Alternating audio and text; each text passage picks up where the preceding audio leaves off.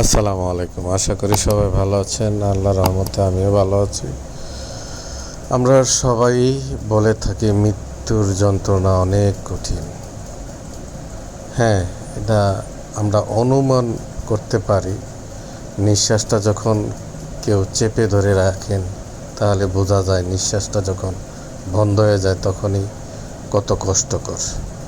সে অনুমান করেই আমরা বলি মৃত্যুর যন্ত্রণা অনেক ভয়াবহ। তো প্রত্যেকটা জিনিস, মৃত্যু ব্যক্তি তো আর কখনো জীবিত হয় না, সে বলতেও পারে না যে কি হবে। তবে হাদিস কোরআনে লেখা আছে তার প্রমাণস্বরূপ যা জীবনে মৃত্যুর পরে ঘটবে। আল্লাহ তাআলা সে কোরআনের বাণীতে বলে দিয়েছেন, সেটা বিশ্বাস করতে হবে। তবে সব কিছু বোঝার জন্য, পরিচালনা করার জন্য আল্লাহ তাআলা আপনাকে আমাকে নিজের গতিতে ছেড়ে দিয়েছেন দুনিয়ার বুকে। আমরা দুনিয়ার বুকে এসে লোভ লালসায় পড়ে আল্লাহর কথা ভুলে যাই, আমার সৃষ্টিকর্তার নাম ভুলে যাই।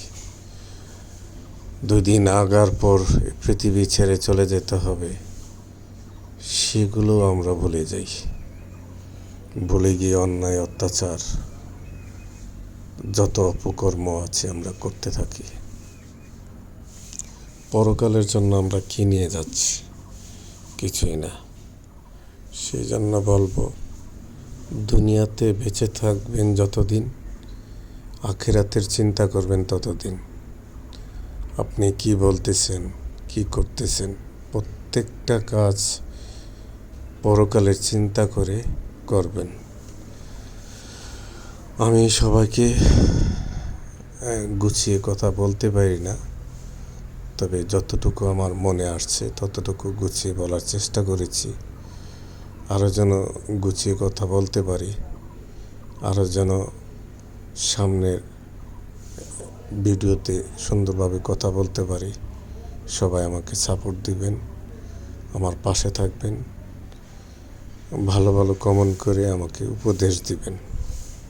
জানি না আল্লাহ তাআলা কতদিন এই দুনিয়াতে বাঁচিয়ে রাখবে, কবে আমার শেষ নিঃশ্বাসের চিঠি চলে আসবে। তাই বলবো, এই দুনিয়ার চিন্তা না করে আখিরাতের চিন্তা করবেন, আখিরাতের জন্য আমল করার চেষ্টা করবেন, ভালো কাজ করবেন, সত্য পথে চলার চেষ্টা করবেন, সত্যি কথা বলবেন, কারো মনে কষ্ট দিবেন না, কষ্ট দিয়ে কারো মন ভাঙবেন না, আর অতিরিক্ত কথা বলবেন না। যতটুকু প্রয়োজন ততটুকু বলার চেষ্টা করবেন। সবাই ভালো থাকবেন, দিনের পথে চলার চেষ্টা করবেন। আল্লাহ হাফেজ।